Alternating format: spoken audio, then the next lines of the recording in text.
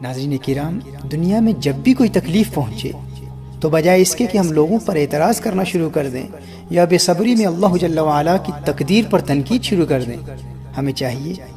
کہ ہر تکلیف پر بھی اللہ جل وعلا کا شکر ادا کریں، کیونکہ ہر بڑی یا چھوٹی تکلیف پر ثواب ملتا ہے۔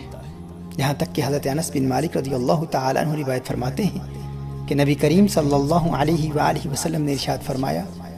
اگر کوئی شخص کوئی چیز اپنے کپڑے کے کنارے میں رکھے، مثلا جیب میں کوئی چیز رکھ لیتا ہے، جب وہاں ہاتھ لگایا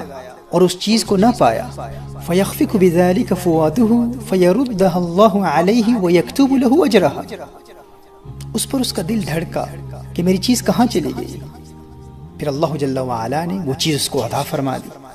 مثال کے طور پر آپ اپنے فون کو دائیں جیب میں تلاش کر رہے تھے، ہاتھ ڈالا، فون نہ ملا